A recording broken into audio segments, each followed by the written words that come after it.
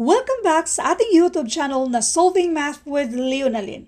Now, let's answer question from one of our followers na pinipm niya ito sa ating FB page na Free Reviewers with Leonalyn. Para sa mga first time pa dito sa ating channel, itong FB page na ito, pwede kayong mag-message kung meron kayong gustong pasagutan or gawa ng tutorial video, although marami na tayong mga pending na sa ngayon. At kung gusto nyong mag-inquire regarding sa ating lifetime online review, lalo na sa magtitake ng civil service exam at sa NAPOLCOM, pwede kayong mag-inquire sa ating FB page na Free Reviewers with Leonalyn. Anong meron dito? 5, 6, 9, 15 at ito yung hanapin natin bago naging 40. Itong mga ganito, tinatawag natin itong number sequence or nakaugalian nating tawagin itong number series. Kapag mga ganito, pattern lang ang hanapin natin. Pattern lang. Paano ba hanapin yung pattern? Practice lang ng practice. Ang daming posibleng mga pattern. So, mag-practice lang mag-practice lang tayo kung ano ba kayang pwedeng pattern dito. Isa dyan ay hanapin natin yung difference. Kapag biglang taas naman siya, pwedeng mag-multiply tayo or biglang baba, pwedeng mag-divide tayo.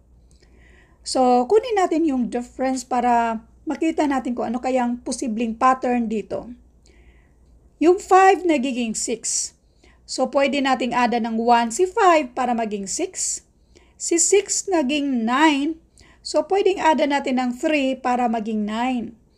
Dito naman, ang difference naman dito, by the way, paano kukunin yung difference? Bigger number minus smaller number, and this is 6. So, therefore, mag-add tayo ng 6 sa 9 para maging 15. Ngayon, ito yung hinahanap natin at hindi natin alam kung ilan yung i-add natin dyan. Since itong 1, 3, 6, hindi pa man obvious yung pattern dito, so kunin ulit natin yung difference. Ang difference ay 2. Ang difference naman sa next ay 3. Ngayon, mag-guess tayo. Tingnan natin kung pwede ba na doon tayo sa consecutive numbers. Ang next sa 2 at 3 ay 4. So, i-guess natin na kunwari 4 yung i-add natin, then i-double check natin dito kung 40 ba ang kakalabasan, kung 5 din ang i-add natin. Yung 4, i-add natin yan sa 6. 6 plus 4 and this is 10. Now, 15 plus 10, this is 25. Posibleng 25 yung sagot. Double check lang natin kung after sa 25 ba ay 40. Now, si 10 na pang-add natin sa 15, 10 plus 5, this is 15. Itong 25, ada natin ng 15, that is exactly equal to 40. So, therefore, yung sagot na 25 ay tama. Nakita nyo na ba yung pattern? So, ito na yung pattern. Yung nasa last part ay consecutive number siya, increasing. 2, 3, 4, 5. Yan yung pang-add natin dito sa ating 1, 3, 6. 6, ada ng 4 and that is 10.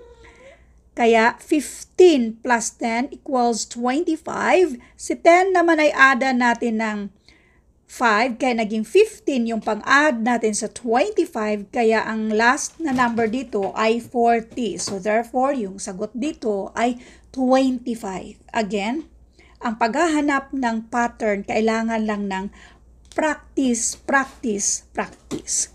Sa mga mag-i-exam ng civil service exam, alam nyo ba na nasa 10 katulad nito, kahalintulad nito, ang daming mga 10 siguro or hindi siya higit sa 15. Basta nasa 10 to 15 yung mga number series or number sequence sa mismong civil service exam. Thank you for watching and all. I hope na meron kayong natutunan sa video ito. Thank you and God bless.